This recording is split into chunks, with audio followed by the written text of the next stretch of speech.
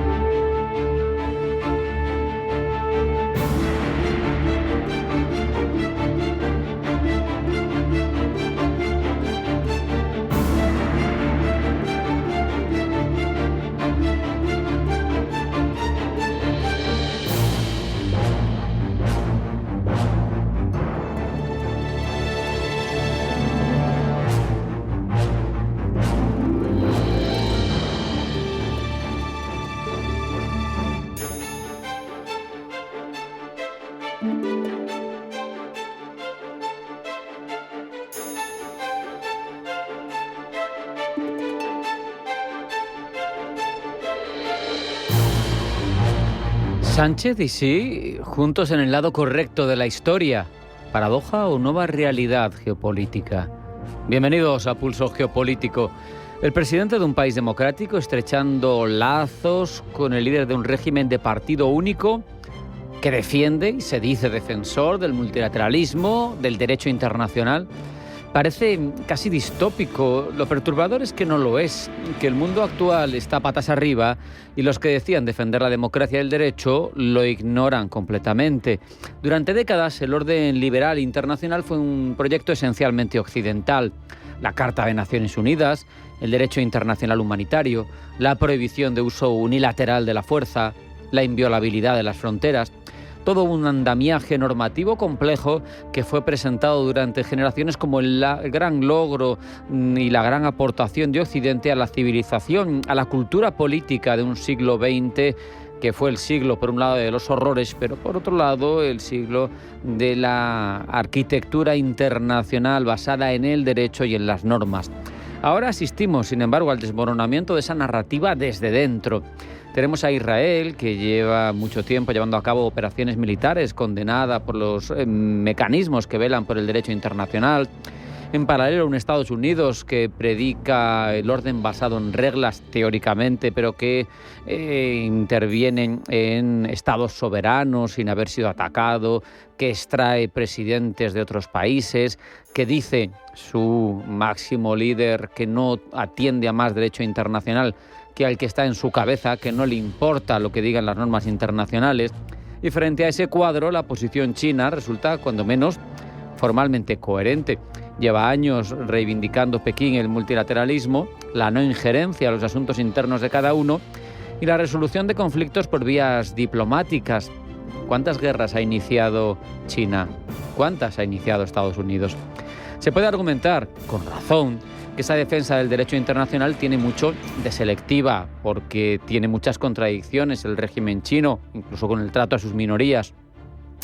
Pero China está ocupando ahora mismo, y es un hecho, el espacio retórico que Occidente, garante del derecho tradicional, ha abandonado.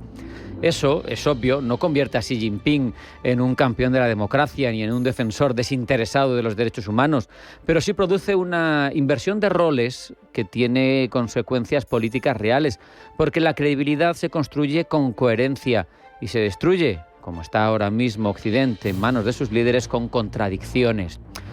A todo esto, Europa, el convidado de piedra en todos los procesos internacionales, observa la situación con una mezcla de incomodidad, de parálisis, porque los valores fundacionales de la Unión están indisolublemente unidos al derecho internacional y al multilateralismo. Una posición que es la que Pedro Sánchez está defendiendo en Pekín y que, por tanto, no tendría que albergar ningún atisbo de polémica. Es, en teoría, la posición europea. El verdadero dilema que afronta Bruselas es que China no es solo un interlocutor diplomático, es la segunda economía del mundo con trayectoria de convertirse en primera y es el mayor exportador global. La política industrial china no opera según las reglas del mercado que Europa predica y que exige a sus propios miembros. Si me ha alejado porque me ha empujado en esa dirección Estados Unidos, me ha alejado de mi tradicional socio en ese ámbito. pero me echo en manos de alguien que ahora mismo está defendiendo el multilateralismo y la resolución de conflictos por vías de derecho, pero que en lo económico me va a asfixiar, estoy operando bien. Cuando un fabricante europeo de vehículos eléctricos compite con uno chino y lo hace en el mercado internacional, no lo hace con una empresa, lo hace con el propio Estado chino. Es complicado de resolver este acertijo, pero en cualquier caso, para España, la visita de Sánchez a Pekín además añade una dimensión extra que conviene no perder de vista. Y es que estrechar esos lazos con China, como propugnaba Pedro Sánchez, tiene una lógica que va más allá del oportunismo político, porque cultivar relaciones en un momento en el que el mundo se reorganiza en torno a nuevos ejes de poder es una decisión con fundamento estratégico real, sobre todo cuando eres una potencia mediana. Pero no podemos olvidar que España siempre ha apostado históricamente por el multilateralismo y por una política exterior basada en valores. Pero claro, construir una relación estratégica muy sólida, muy estrecha, con un gigante autoritario, sin renunciar a tu propia identidad política, requiere una cuadratura del círculo verdaderamente complicada de ejecutar. La respuesta honesta a dónde tienen que estar Europa y España en toda esta situación, en todo este contexto geopolítico, es que tienen que estar en un lugar en el que todavía no se ha visto Europa, porque no ha sido capaz de construirlo, el de una potencia geopolítica autónoma, con voz propia, con la coherencia suficiente para que sus valores y sus intereses no se contradigan continuamente en público. El encuentro entre Sánchez y Xi es, en este sentido, un síntoma de la velocidad con la que se reconfigura el mundo que está surgiendo y lo complejo que es navegar por él. Quieres articular un entorno donde situarte, pero no te ha dado tiempo a construirlo. Hacemos un alto en el camino, a la vuelta de información geopolítica que elabora Blanca del Tronco. No se marchen, sigue Pulso Geopolítico.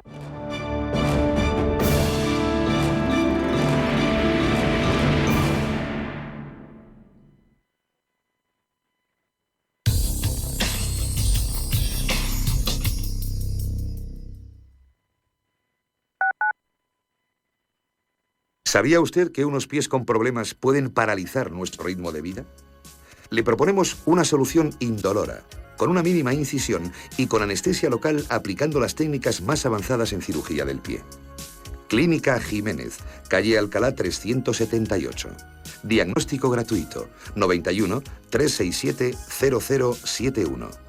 Centro reconocido y autorizado por la Consejería de Salud y la Comunidad Económica Europea.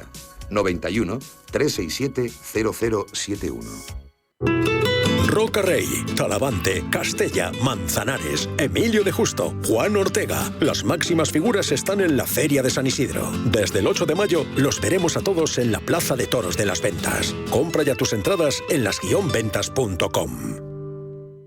Atención inversor, únete al Club de Inversión de Grupos Eneas. Estamos especializados en la compra, reforma y venta de inmuebles y otros activos, ofreciendo rentabilidades muy atractivas. Coinvierte con nosotros. 91 639 0347. Grupos Eneas, tu aliado en la inversión. Delta Airlines es una aerolínea comercial con sede en Georgia, Atlanta. Es la aerolínea operativa más antigua del mundo. El germen de la compañía es Havdalah Dusters, una compañía de aviones que se dedicaba a la fumigación de campos, pero en 1929 hizo su primer vuelo de pasajeros. Hoy en día, Delta opera más de 5.400 vuelos diarios a 325 destinos en 52 países de 6 continentes. Desde el 30 de octubre de 2008, Northwest Airlines forma parte de Delta, creando así la aerolínea más grande del mundo, desplazando a American Airlines, transportando unos 170 millones de pasajeros al año, con cerca de 75.000 empleados.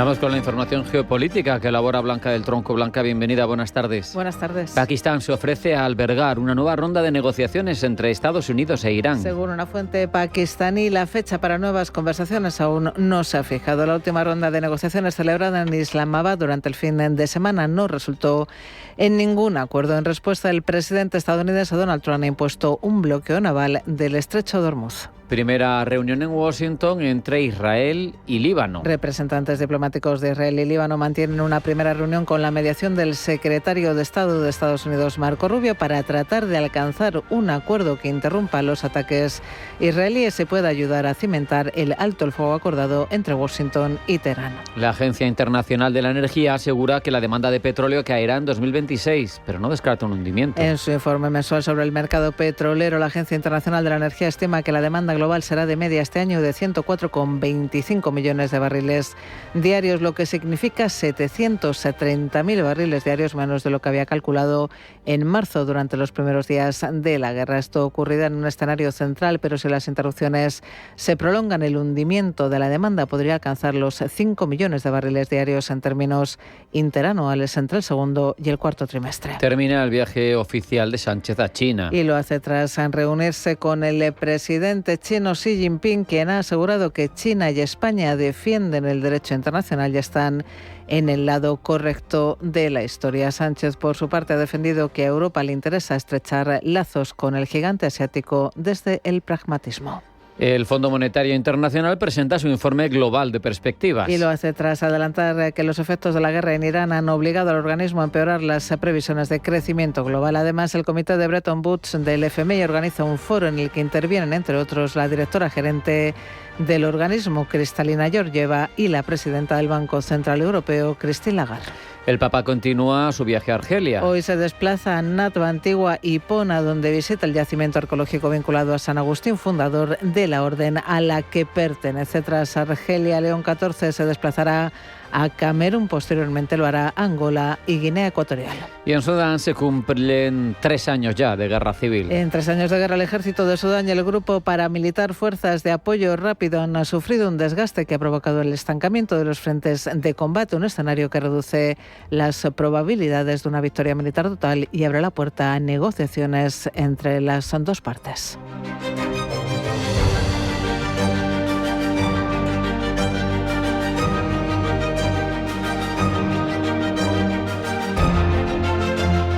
Profundizamos ya, Blanca, en la información geopolítica. Poco a poco se van conociendo detalles de las negociaciones que este pasado fin de semana mantuvieron en Islamabad, Estados Unidos e Irán. Según The New York Times, Teherán propuso a Washington una suspensión temporal de su programa de enriquecimiento de uranio por 5 años en respuesta a la exigencia estadounidense de una suspensión mucho más prolongada de alrededor de 2 décadas. Irán insistió además en mantener dentro de su territorio las reservas de uranio altamente enriquecido, en desacuerdo con la solicitud de Estados Unidos de retirarlas del país, pero ofreció como alternativa reducir significativamente su nivel de enriquecimiento para impedir su uso inmediato en la fabricación de armas nucleares. Ninguna de las propuestas de Irán no fueron aceptadas por Estados Unidos, aunque dice el vicepresidente estadounidense J.D. Vance, las negociaciones están avanzando.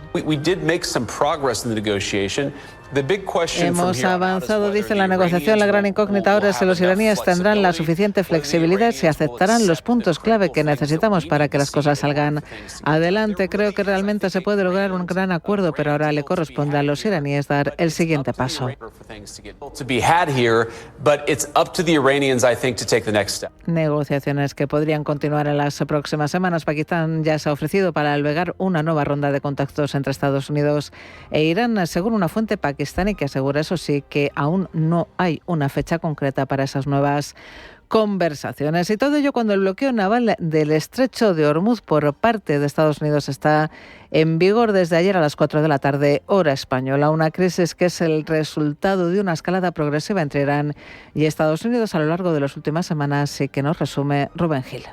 A finales de marzo la tensión en la región ya era alta, con incidentes indirectos y advertencias cruzadas, aunque sin una ruptura abierta. A comienzos de abril, Irán introduce, sin embargo, un elemento clave: la posibilidad de limitar el tránsito por el estrecho de Ormuz, una de las principales rutas energéticas del mundo. A partir de entonces, aunque no hay un cierre formal, empiezan a registrarse efectos reales: retrasos en rutas marítimas, aumento de los costes de los seguros y una mayor incertidumbre en el tráfico de petroleros. Es decir, en esos momentos el estrecho sigue operativo, pero con normalidad reducida. Entre los días 8 y 10 de abril la situación se deteriora. El tránsito se vuelve irregular y los mercados energéticos comienzan ya a reflejar el riesgo creciente en la zona. Entre el 11 y el 12 de abril se producen incidentes más graves, con la interceptación de buques, advertencias directas en el mar y un incremento visible de la presencia militar. En este contexto, Estados Unidos lanza un ultimátum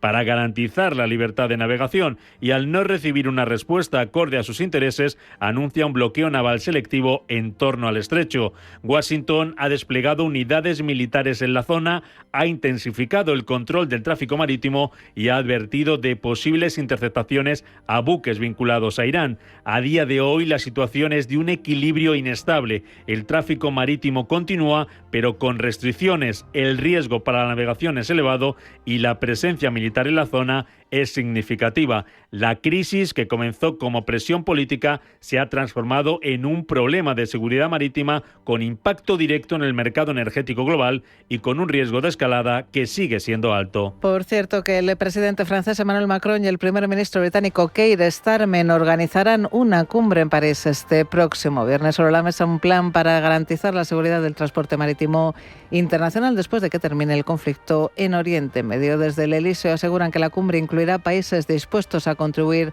a una misión multilateral y puramente defensiva en el estrecho de Ormuz cuando las condiciones de seguridad lo permitan. La misión no incluirá a partes en la actual guerra contra Irán, ya que Francia y Reino Unido han insistido repetidamente en que sus esfuerzos no están relacionados con la campaña militar contra Irán por parte de Estados Unidos e Israel. Sea como sea, la situación generada por la guerra en Irán y el bloqueo en el estrecho de Ormuz está golpeando al mercado de crudo. El último informe de la Agencia Internacional de la Energía refleja que la demanda global de petróleo caerá este año. Manuel Fernández Avilés. El informe mensual publicado por la Agencia Internacional de la Energía confirma un giro relevante en el equilibrio del mercado petrolero global. La AIE revisa a la baja sus supervisiones y anticipa ahora que la demanda mundial de crudo podría centrarse en 2026 con unos descensos estimados en torno a 80.000 barriles diarios en términos interanuales. Se trata de un cambio significativo respecto al escenario anterior, que contemplaba un crecimiento moderado del consumo. El ajuste responde principalmente a dos factores: el encarecimiento sostenido de los precios energéticos y las disrupciones logísticas asociadas a la crisis del estrecho de Ormuz. En el corto plazo, el informe señala una contracción especialmente intensa en el segundo trimestre, con una caída puntual de hasta 1,5 millones de barriles diarios, reflejando un shock de demanda similar en cuanto a magnitud al observado en episodios de crisis recientes. En paralelo, la Agencia Internacional de la Energía introduce revisiones a la baja también en el lado de la oferta. La irrupción de flujos en Oriente Medio ha provocado una reducción significativa de la producción disponible en el mercado internacional, con pérdidas que en los momentos más críticos superan los 10 millones de barriles diarios. Como consecuencia, el organismo prevé ahora que la oferta global no crecerá este año e incluso podría registrar una ligera contracción. Este doble ajuste de menor demanda y menor oferta reconfigura el balance de mercado. Sin embargo, la caída de la producción es proporcionalmente mayor en el corto plazo, lo que mantiene un entorno de tensión en precios y eleva la volatilidad. En la AIE subraya que el sistema está operando con un margen de seguridad reducido en un contexto en el que una parte sustancial del comercio energético depende de la normalización del tránsito por Ormuz. En este escenario cobran especialmente relevancia las reservas estratégicas. El informe recuerda que los países miembros han activado liberaciones de crudo para amortiguar el impacto, pero advierte de que se trata de una herramienta limitada en el tiempo y no sustitutiva en los flujos comerciales regulares. En síntesis, la AIE dibuja un mercado en transición y un entorno que apunta a precios estructuralmente más elevados a corto plazo y a un aumento del riesgo sistémico en el suministro energético global.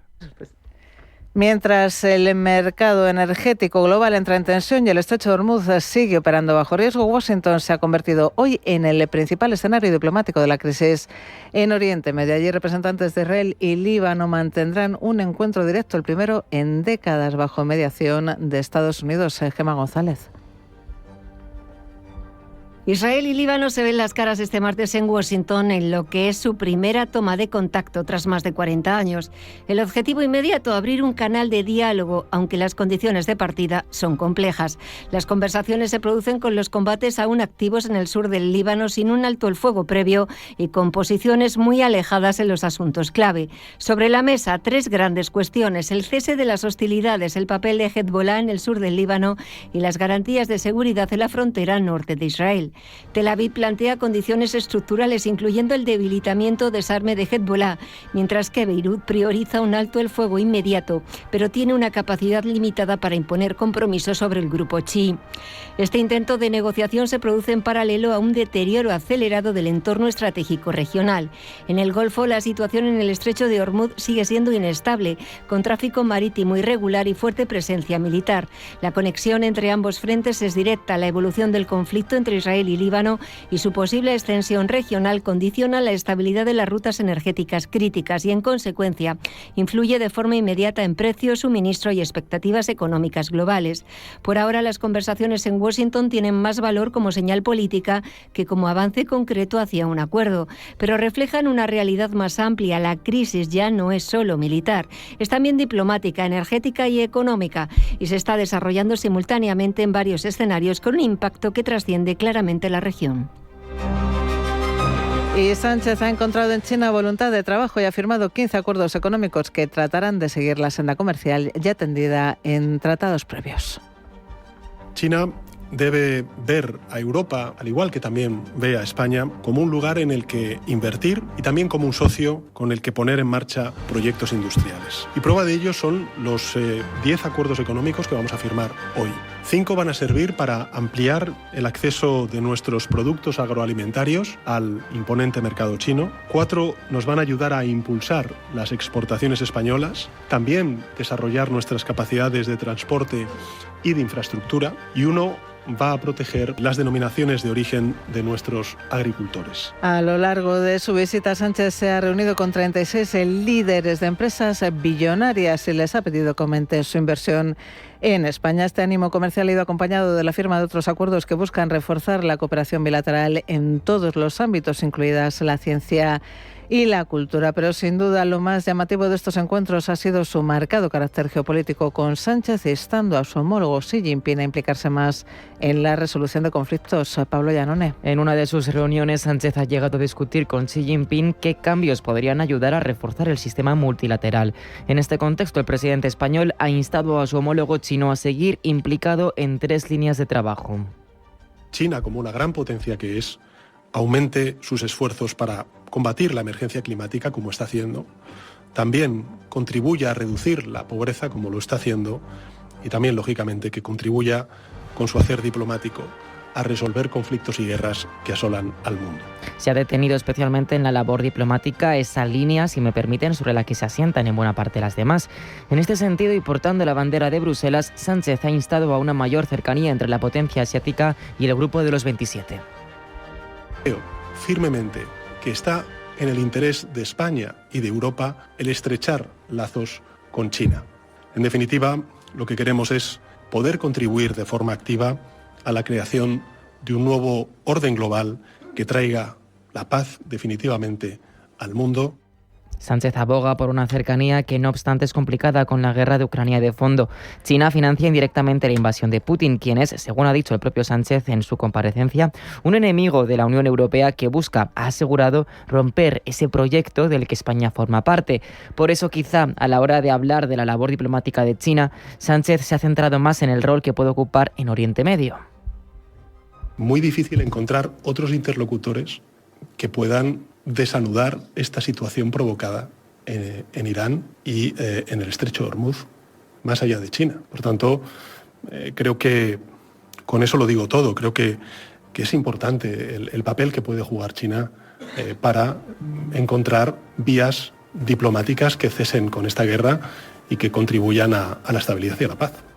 Finalmente, Sánchez y Xi Jinping han hecho gala de la complicidad que comparten por estar en el lado correcto de la historia, en alusión a esos valores compartidos de ambos mandatarios, defensores de un orden internacional basado en reglas y diálogo. Sánchez pide a China que medie en la guerra de Ucrania, pero Pekín la financia indirectamente. Sánchez se refiere a China como un defensor de la lucha del cambio climático, pero Pekín no asume obligaciones equivalentes a su peso económico. Sánchez pide a China que se acerque a Europa, pero Pekín sigue siendo un régimen autoritario que no reconoce libertades políticas y que persigue a voces disidentes. Por eso hoy queremos diferenciar dos cosas: los actos de China de las palabras de China. ¿Está Pekín del lado correcto de la historia, lo que supuestamente incluye a la ONU, al sistema internacional y sus valores, o solo trata de construir un relato con el que convencernos, Pablo?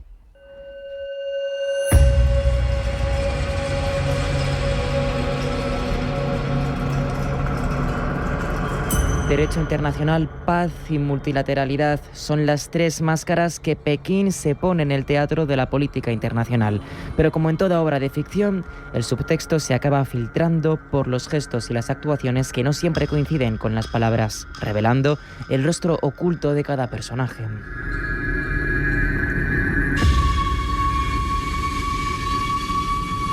En el año 2016, el Tribunal Arbitral de La Haya, administrado por la Corte Permanente de Arbitraje, concluyó que elementos centrales de las reclamaciones de Pekín sobre el mar de China Meridional carecían de base jurídica bajo la Convención del Mar. El gigante asiático no participó en el procedimiento y rechazó el fallo. Y 10 años después sigue actuando sobre el terreno como si ese laudo no existiera, ignorando con ello ese derecho internacional que tanto dice apoyar.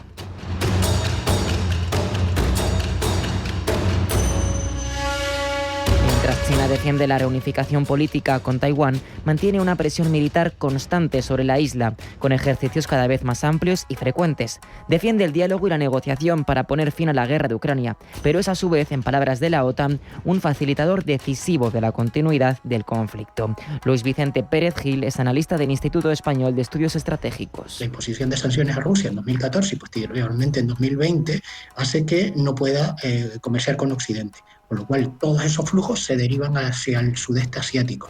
¿Quién es el principal actor, la principal potencia? Evidentemente es China. Por eso decimos que Rusia puede sostener la guerra en Ucrania gracias al apoyo principalmente de China. Esto no significa que sea un apoyo militar. Y luego está la multilateralidad. China se muestra como un férreo defensor de la ONU, pero a su vez se opone a que Taiwán participe en foros internacionales, dificultando con ello que el conflicto se convierta en un tema a debatir con otros estados. Asimismo, pese a cooperar con la Comisión del Río Mekong y compartir datos hidrológicos durante todo el año, sigue siendo unilateral en cuanto a la soberanía del caudal dentro de su propio territorio, pudiendo con ello controlar el flujo de agua esencial para Tailandia, Camboya y Vietnam.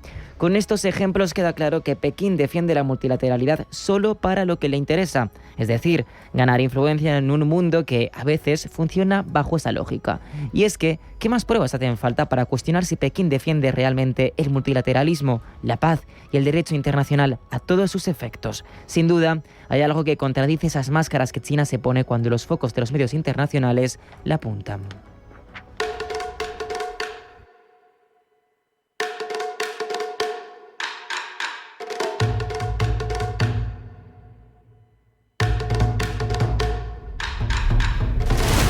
Es su política nacional, aquella caja de Pandora imposible de contener. Mientras Pekín defiende estar en el lado correcto de la historia, reprime a etnias y voces disidentes y encarcela a periodistas críticos. Pero es, pese a ello, un socio confiable de la ONU y apoya una gobernanza internacional más justa. Pero, ¿en qué sentido? ¿Pueden acaso China y las Naciones Unidas estar en el lado correcto de la historia al mismo tiempo si en la práctica defienden valores antagónicos? Pekín cuenta con un sistema que gobierna desde arriba y no desde el pueblo, con una asamblea supuestamente popular que se reúne una vez al año para aprobar presupuestos anuales y poco más. Es esto del diálogo que existe dentro del país asiático y, pese a ello, trata de venderse como el heraldo del multilateralismo, o trata de hacernos creer que, pese a no tener experiencia en el consenso en casa, puede ejercerlo fuera, o quizás se ha dado cuenta, como potencia avanzada que es, de que la represión como fórmula política funciona en casa, pero que en las relaciones internacionales el diálogo es una opción necesaria. Esto no sería de sorprender, dado que después de todo lo visto, China no rechaza el multilateralismo, lo practica de forma selectiva.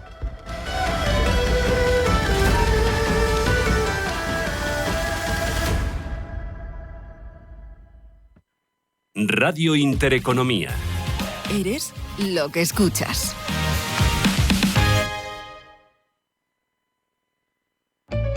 En Radio Intereconomía te acompañamos donde tú quieras. Sintonízanos en directo a través de la radio, nuestra web, aplicación móvil o canal de YouTube. Si lo prefieres, también puedes encontrarnos en diferido a través de iVoox, Apple Podcast, Spotify y todas las plataformas de podcast. La mejor información económica en cualquier momento y desde cualquier lugar.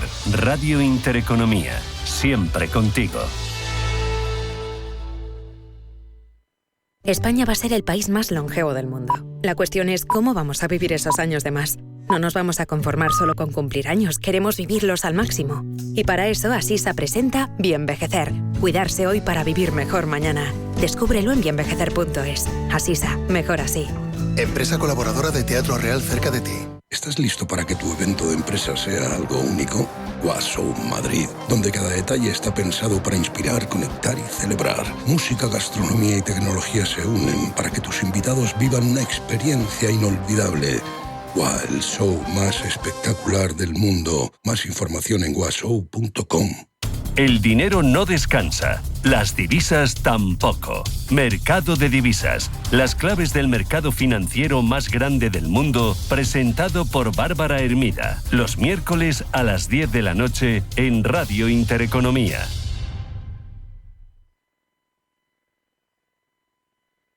Líderes con Alma, el punto de partida para los emprendedores del futuro. Un programa lleno de emoción, apasionante y apasionado, que tocará tu alma y la de los grandes líderes. Líderes con Alma, el programa que te mostrará la verdadera esencia de todo emprendimiento. Dirigido y presentado por Mar Asenjo. Líderes con Alma, los sábados de 8 a 9 de la mañana en Radio Intereconomía.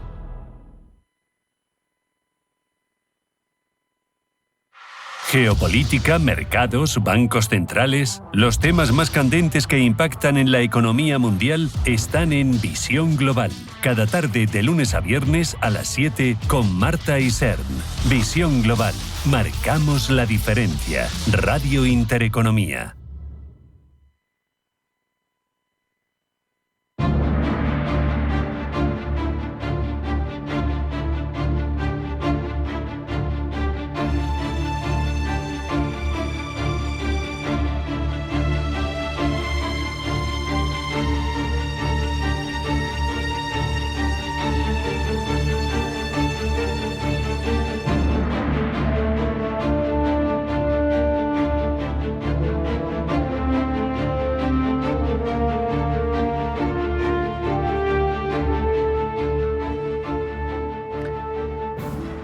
Europa vive uno de esos momentos en los que la historia parece acelerarse.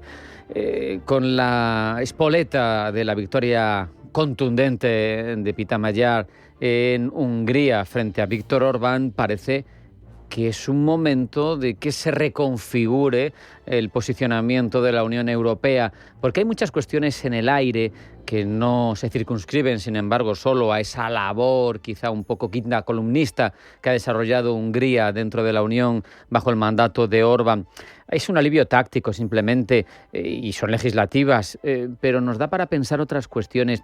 La toma de decisiones dentro de la Unión, su verdadero papel en el ámbito geopolítico global, las dos velocidades, las minorías reforzadas, hay mucho de lo que hablar, incluso desafíos de otra índole que ya tratamos con Miguel Ángel Melián, analista internacional y consultor de asuntos públicos. Qué gusto tenerte aquí en persona, Miguel Ángel, bienvenido. Muchísimas gracias, Rafa, de verdad que es un verdadero gusto poder estar siempre contigo y mucho más en persona. Victoria, vamos a empezar con esa excusa, que al final es una excusa para hablar de otros asuntos. Victoria de Magyar en Hungría ha generado alivio, pero realmente ¿qué cambia? Son unas elecciones legislativas y la urdimbre que ha articulado Orbán durante estos años supongo que es difícil de desmontar. Exactamente, y el componente esencial en primer lugar es esa narrativa que se ha generado en torno a Europa, a la figura del propio Orbán, su relación con Putin y sobre todo a ese elemento, ¿no?, de Hungría como ejemplificador de la división interna de Europa, que tantas veces se hace en mención y tan necesaria es para ese progreso en materias que quizás al principio de la organización no se tenían tanto en cuenta y ahora estamos haciendo frente a desafíos como una guerra en propio territorio europeo que, quieras o no, nos impulsa a repensar qué somos y hacia dónde vamos. Así que en esta primera idea de la narrativa va a ser difícil cambiar lo que ha hecho Orbán en 16 años y también es un perfil conservador que hay que vigilar de cerca. Fíjate, el caso húngaro tiene muchas derivadas, pero a mí la que más me ha sorprendido, quizá por inesperada, ha sido lo de Siarto, no sé cómo se pronuncia, esa filtración que tanto se ha comentado de deliberaciones en el Consejo Europeo. ¿Cómo de vulnerable es la arquitectura de seguridad interna de la Unión Europea para que ante tu principal rival ahora mismo geoestratégico hayas tenido que tus deliberaciones más secretas, se supone, hasta ahora nadie lo ha desmentido, han sido comunicadas directamente por uno de los que estaban dentro? Eso ejemplifica el dilema de seguridad que enfrenta la Unión Europea y enfrenta una comunidad de seguridad que se fragmenta y que ha funcionado en estas décadas de forma de delegar ese tipo de competencias ante una organización externa o un paraguas externo como es el de la OTAN. ¿Qué pasa? Cuando esos principios se resquebrajan y dan pie a ciertas divisiones, al mismo tiempo que también en política nacional vemos como cada una de las medidas que se fomentan van en contra del principio de la Unión, pero a favor de esos principios nacionales y necesidades, pues da pie a estas fracturas y a este surgimiento de figuras tan impotentes como puede ser Orbán, como se ha visto que la población húngara ya ha estado harto, está quemada, ¿no?, de este tipo de acciones, sobre todo en términos de corrupción, pero claro, la corrupción a nivel nacional se ha dado cuenta que también le afecta a la Unión Europea. Y lo veíamos justamente también hace un par de años con todo el Qatargate, el Morocco-gate, es decir, vemos cómo la Unión Europea en las más altas esferas tiene ese tipo de filtraciones y por tanto afecta totalmente tanto a la confianza entre las pares, porque no sabemos qué tipo de información se puede que se puede compartir o qué no, y hacia dónde puede ir la Unión Europea y si ya tenemos que estar pensando de, oye, vamos a hacer una táctica de comunicación general, un plan B para ver si se nos filtra esto y cómo actuar respecto a este tipo de escenarios. Fíjate, Miguel Ángel, esa inseguridad respecto de en quién puedes confiar o no ha llevado en algunos casos a hablar de bilateralismos, de núcleos duros, de cooperaciones reforzadas. Me estoy acordando de Kleinbeil y de ese E6 que hemos comentado alguna vez. Sí. Claro, pero eso tiene una sensación, da una sensación de condenar a una cierta fractura a Europa.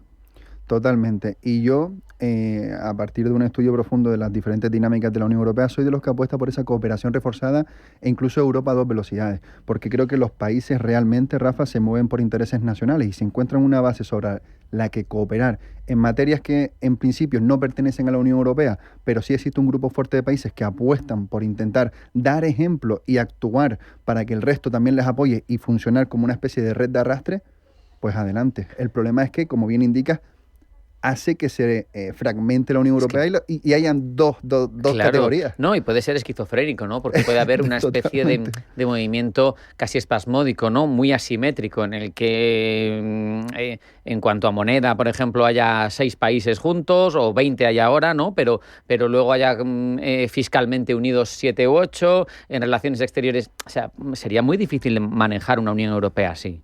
Totalmente, sería, aparte de ser muy difícil, sería complejo, sería un verdadero ejemplo de lo que no quisimos ser y nos estamos convirtiendo, porque en su principio esa rivalidad entre Alemania y Francia era la causa principal de unión. No podemos permitir que el equilibrio de poder en Europa permita a estos 2 países, el papel de Reino Unido fue muy importante, y claro, ahora las principales teorías de rearme alemán, Francia apostando por su programa nuclear, pequeños estados de la Unión Europea como Polonia diciendo que también quieren buscar esa arma nuclear.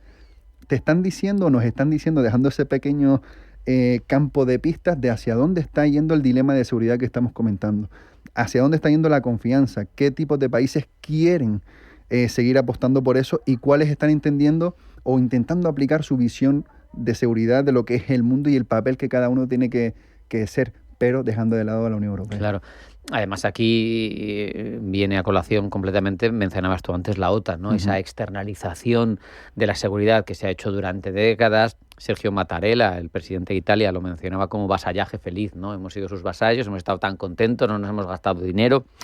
Es una interdependencia que puede ser útil. Yo recientemente he hablado aquí con un teniente general que ha estado en todo lo que ha sido la OTAN desde hace 40 años. Y claro, es interesante, las aportaciones que han hecho han sido sin duda valiosas, pero claro, a su vez nos ha condenado a ser vasallos. ¿Puede construir, en tu opinión, Miguel Ángel, la Unión Europea una defensa creíble sin la OTAN? Porque se insiste mucho los atlantistas en que, no, sin la OTAN no. Pero ¿y si se va a pique la OTAN? Desde mi punto de vista, Rafa, la OTAN hay que resaltar que ha sido un instrumento eficaz, una herramienta, un paraguas de seguridad frente a los diferentes desafíos de Europa del Este principalmente, que podremos estar de acuerdo o no en cómo se han hecho frente a ese tipo de amenazas, si de verdad Rusia en su origen debería haber sido posicionado como un enemigo natural de la Unión Europea o si no. Es decir, esa parte como herramienta es bastante clara, a nivel estratégico ha sido fundamental la OTAN, pero también en un momento en el que el multilateralismo era el principio rector del sistema. Claro. Cuando ese principio se rompe, vemos que otras dinámicas como la teoría del realismo y ver la política internacional a partir de los intereses nacionales de los estados, te das cuenta de que este tipo de organizaciones internacionales o supranacionales, como puede ser el caso de la Unión Europea, no disponen de las herramientas. Por ejemplo, el año pasado veíamos cómo la Unión Europea hacía o publicaba el documento estratégico de más de 800 millones a la industria de defensa. Pero, similarmente o paralelamente, vemos que Alemania está recortando de otros sistemas social de bienestar social para apostar por su sistema de defensa. Francia sigue haciendo lo mismo. Hemos hablado también de la posibilidad de volver a ese servicio militar obligatorio. ¿Qué implica eso, Rafa? A la misma vez que hay debates del ejército europeo, de si sí, si no, de fuerzas de respuesta rápida, los estados nacionales tienen más herramientas y más recursos para avanzar en sus propios intereses en detrimento de la Unión y, por lo tanto, creo que un escenario a corto plazo de una defensa real europea está muy lejos de conseguirse. Da la sensación, claro, de que ese reto, ese paso último para unos Estados Unidos de Europa, una cesión de soberanía grave o clave, no se va a dar, o no están dispuestos, no hay nadie dispuesto a darlo, salvo el pequeño, que obviamente le conviene que le defiendan otros, ¿no? Pero los grandes, desde luego, no. Tenemos una Polonia que es la que más gasta de la OTAN en porcentaje sobre PIB. Tenemos unos bálticos que gastan muy poquito en términos absolutos, pero que están desesperados porque la OTAN le siga dando cobertura. Claro, pero a mí me parece que todo eso va en detrimento de una verdadera autonomía estratégica europea. Lo que me preocupa es que me da la sensación de que no hay un criterio claro y eso es desunión europea. Desunión europea y que lo vemos, por ejemplo, en las diferentes doctrinas estratégicas de cada alto representante de la Unión Europea. Teníamos un Borrell que estaba decidido por una serie de conceptos estratégicos, de un papel de la Unión Europea en el mundo, pues oye, que apostaba por la geopolítica, pero ahora tenemos una alta representante que se mueve más también por otro tipo de intereses y entiende o concibe a la Unión Europea en un mundo de una forma también radicalmente opuesta. Considero que la Unión Europea tiene que seguir apostando por su papel en el mundo, sobre todo en aquellos campos que es de verdad útil, como puede ser el comercio internacional, como ser ejemplo regulatorio en determinados casos, pero a nivel de defensa no está siendo capaz de atraer una lógica común para todos. Y también te pongo el caso opuesto, Rafa. Vimos la incorporación de Suecia y Finlandia a la OTAN, que también quiere decir, oye, pues confiamos en este sistema, ¿no?, frente a la amenaza rusa que ahora mismo estamos concibiendo en Europa del Este. Y claro, son determinadas contradicciones, pero que nos están diciendo hacia dónde se está moviendo Europa en este campo geopolítico. Es evidente que la guerra en Ucrania, una guerra en territorio europeo, una guerra grande, sí, con trincheras, con unos frentes estabilizados, con 4 años ya, han obligado a los europeos a que nos redescubramos, ¿no?, como actor de seguridad. Pero me da la sensación de que el hecho de que el proceso haya sido reactivo y no planificado ha condicionado una suerte de incoherencia en esa respuesta. ¿Tú detectas visos de que alguna vez vayamos por delante? Porque da la sensación de que siempre va por delante Rusia y de que Rusia siempre va empujando, pulsando los límites, viendo cómo me responden? En términos generales y sobre todo desde un punto de vista estratégico, somos bastante reactivos. No creo que la Unión Europea adopte un papel proactivo en ninguno de los casos. Desgraciadamente, en cada uno de los procesos de negociación, tanto de Ucrania como ahora en Oriente Medio, la Unión Europea, como Unión Europea, no como países individuales de Europa, ha tenido un papel secundario. Hemos visto cómo la Unión Europea ha costado casi 4 años estar en la misma mesa que Donald Trump, que Putin y que Zelensky. Por lo tanto, vemos en ese tipo de acciones cómo la Unión Europea ha estado prácticamente 2-3 décadas fomentando otro tipo de visión del mundo que no correspondía a lo que nosotros concebíamos como tal. Y ahora, como bien indica, nos estamos dando cuenta. Y cuando surge esa diferencia o esa distancia entre lo que llevas haciendo para lo que de verdad necesitamos, se produce esta situación de ser un actor geopolítico que merece estar en el primer orden, pero que en la realidad está en un segundo, sobre todo por esa estructura de defensa, de seguridad relacional, incluso te diría, Rafa, porque vemos cómo todos los países de Europa del Este conciben a Rusia de una manera diferente a que lo pueda hacer Alemania, que lo pueda hacer España, y por lo tanto sus propias arquitecturas o sistemas de seguridad son totalmente diferentes. Una cuestión casi existencial. Hay quien piensa que la ampliación hacia el este, incluida la eventual adhesión de Ucrania, ya no te digo, es un riesgo. Y a mí me da la sensación de que la deriva, que no sé si está contenida en el Tratado de Lisboa, que tengo que reconocer, no me lo he leído entero, pero la deriva de la Unión es crecer, crecer, crecer, crecer. Pero claro, esto a su vez puede generar una hidra con tantas cabezas que acabe por ser paralizante o incluso inconveniente geopolíticamente. ¿Cómo lo ves tú? A ver, los principios fundamentales del Tratado de Lisboa, que vienen también de ese intento fallido de Constitución Europea, que ya ahí nos indicaba cómo la fragmentación lleva prácticamente desde sus inicios y esa posible, digamos, negativa de los estados a producir una gran cantidad de demandas en términos de soberanía europea, pues también hacía pensar qué tipo de posición querían para la Unión Europea. En el Tratado de Lisboa se apuesta fundamentalmente por esa expansión, pero desde mi punto de vista careciendo de sentido. ¿Por qué? Porque en el momento en el que se firma ese tratado, casi llegando ya a 2010, el multilateralismo, como estábamos hablando antes, estaba imperando en el sistema y la Unión Europea se promovía como ese actor capaz de tener tracción para atraer a diferentes estados que pueden ser más o menos desarrollados a su sistema. ¿Qué pasa? La incorporación de determinados países, como también puede ser Turquía, que es el que más lleva en este proceso de adhesión, implica una asimetría geopolítica dentro de la propia Unión que es casi inadmisible.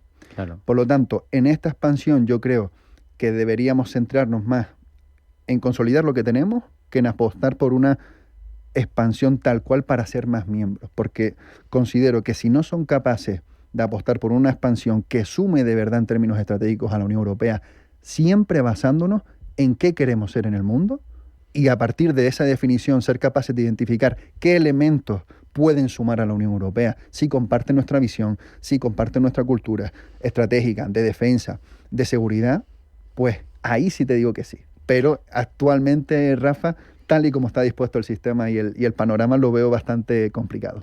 Fíjate, yo veo más a Canadá dentro de la Unión Europea con el océano de por medio que a otros países del continente europeo. Se nos va el tiempo porque vuela. Sánchez visita China durante la crisis de Hormuz y hablan de Xi Jinping y Pedro Sánchez estamos en el mismo lado, en el lado correcto de la historia, de defensa de del multilateralismo, del derecho internacional. Es paradójico, ¿no? Pero paradójico digo porque es un sistema, es un régimen que no es democrático el que lo propugna, pero es la realidad que tenemos ahora mismo, ¿no? Pero desde el punto de vista de análisis europeo, que es de lo que estamos hablando aquí, me da la sensación de que eso es otra muestra más de fragmentación. Sánchez defiende lo que defiende y no todos los socios europeos habrían hecho lo que él ha hecho. Sin que esté bien o mal, sin juzgar eso, pero hablo de fragmentación. Sí, totalmente. Y aquí vemos esa dicotomía, ¿no? Esos dos caminos paralelos que hemos estado tratando también a lo largo del programa. Cómo está impulsando una agenda política en clave interna. Está hablando también de cómo el mercado español se ha abierto también a inversiones chinas, que también es importante entenderlo, pero el elemento estratégico y geopolítico de fondo responde más a esa dinámica de estoy en contra de Trump, yo lidero esta iniciativa a nivel europeo en contra de Trump y por lo tanto me acerco a China. ¿Qué peligros veo yo en términos geopolíticos, Rafa? Pues sobre todo hemos visto que desde 2014 en adelante, con todo el marco de la ruta y la franja de la seda de China, ha intentado controlar Pekín determinados puntos estratégicos, como pueden ser determinados puertos en Grecia, en Italia, y los propios países, con el paso del tiempo, han ido intentando desmarcarse de esa posición. España está intentando hacer justo lo contrario. ¿Las visitas de Xi Jinping a Canarias tienen algo que ver? Ya lleva 4. Es tremendo, ¿eh? En 8 años, y una vez solamente en este mismo periodo ha estado una vez en Berlín y otras en Londres. Y ahí te dice también la importancia. En Canarias, la verdad que los chinos tienen bastantes intereses, sobre todo en la industria pesquera, y porque también tienen una muy buena relación con todos los países del África Occidental, y ven a Canarias como esa plataforma estratégica de cercanía, a la par que controlar determinadas industrias en el mismo archipiélago. Porque también está apostando bastante fuerte en África. Y aquí volvemos a la estrategia que está siguiendo Sánchez, que considero a nivel geopolítico errónea, porque va en detrimento de lo que la Unión Europea ha intentado ejercer a través de esa autonomía estratégica que se dice, oye, vamos a ser más independientes tecnológicamente. ¿Ahí de qué estamos hablando? De China. Claro. ¿Por qué? Porque tiene el control absoluto de elementos de tierras raras, de todos elementos de energías renovables, baterías, vehículos eléctricos, y cuando hablamos de independencia de seguridad, ¿de quién estamos hablando? De Estados Unidos. Por lo tanto, va un poco en detrimento desde mi punto de vista, en consideración de todos los elementos estratégicos que estamos comentando, pero a la vez también está hablando por su política interna y su visión de lo que él cree que debe ser esta política exterior.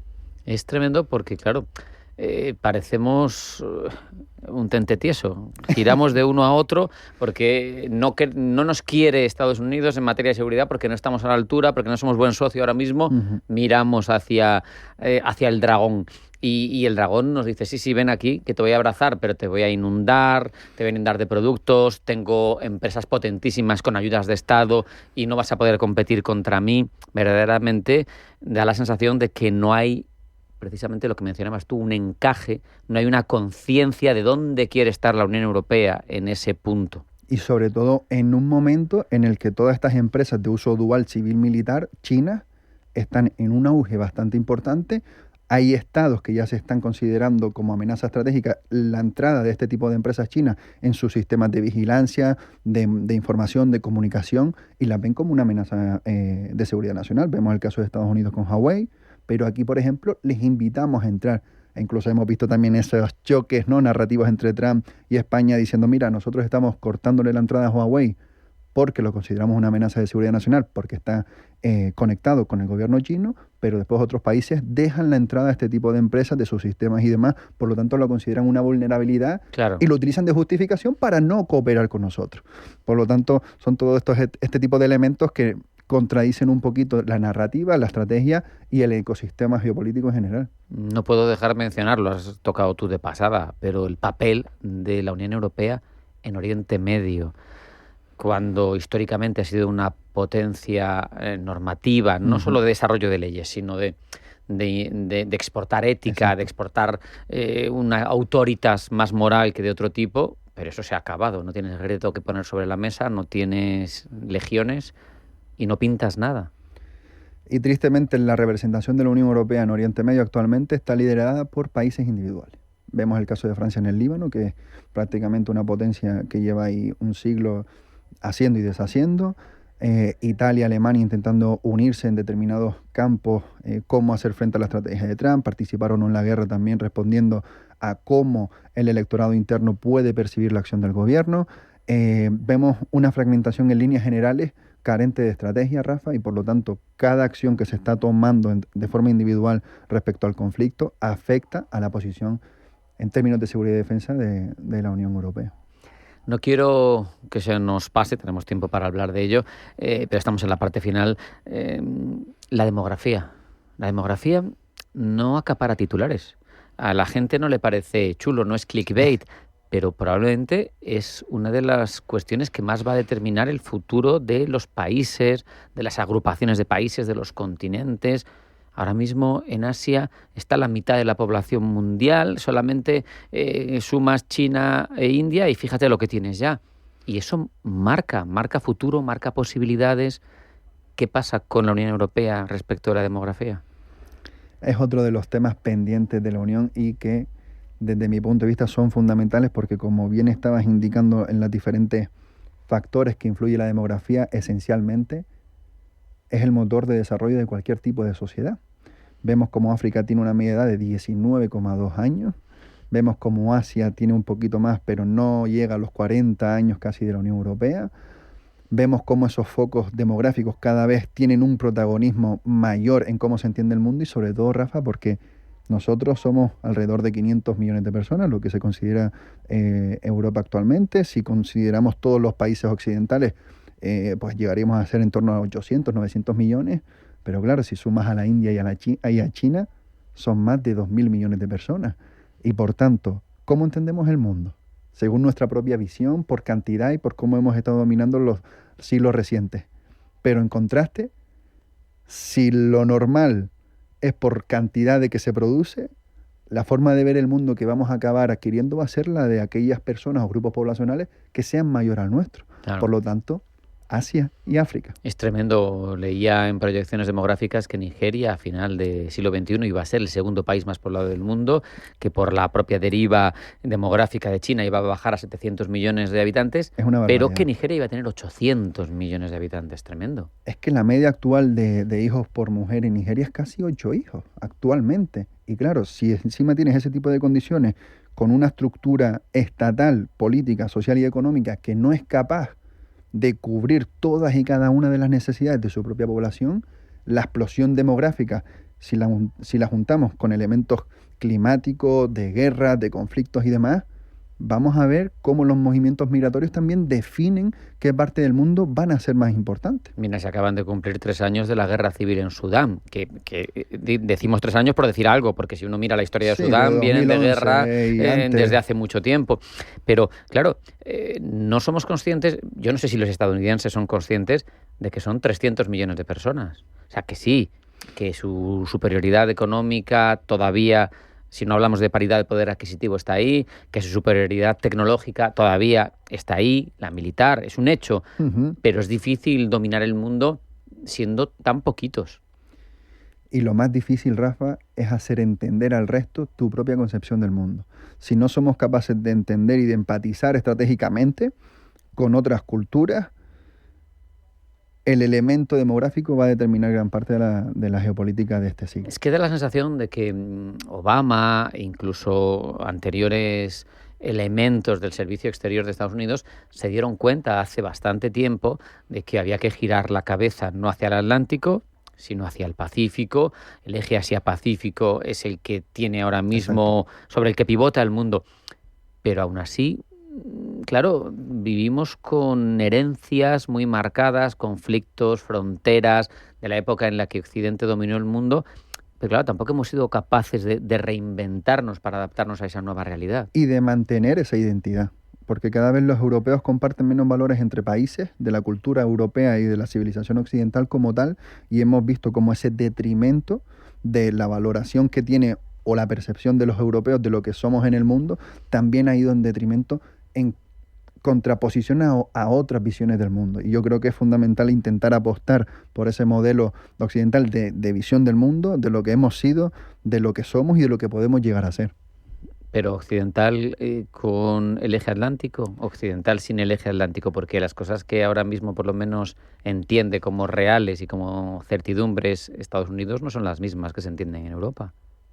Totalmente, y eso es ahí donde tenemos el mayor problema, porque no somos capaces de integrarnos dentro del que ha sido nuestro aliado fundamental en términos de política internacional desde la Segunda Guerra Mundial, pero vemos cómo han sido capaces de integrar en países asiáticos como Japón una visión compartida más o menos de lo que debe ser el globo, el orden mundial, respetando siempre esa estructura también cultural de Japón.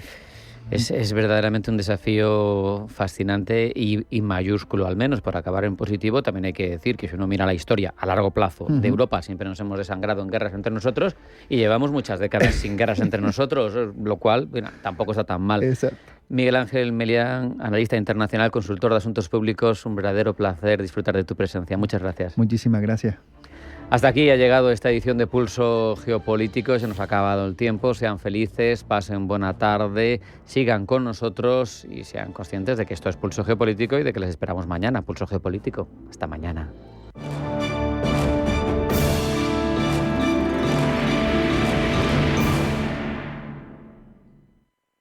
Analizar la bolsa al milímetro es muy importante, pero no deja de ser el 5% del mercado. Si quieres llegar al otro 95%, la respuesta está en el private equity y la herramienta es Crescenta. Completa tu visión, diversifica tu cartera e invierte como imaginas en crescenta.com. La inversión tiene riesgos. Más información en crescenta.com/condiciones.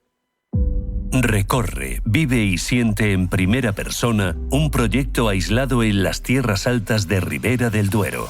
Bosque de Matasnos, enoturismo sostenible que conecta entorno, vino y naturaleza. Haz tu reserva en bosquedematasnos.es.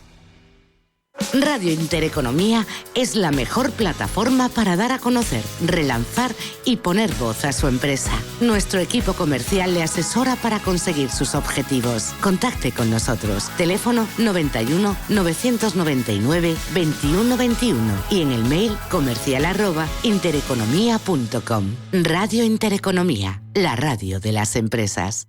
Hola, soy Susana Criado y presento Capital Intereconomía en Radio Intereconomía. Analizamos la actualidad económica con rigor y profesionalidad. Di que nos escuchas.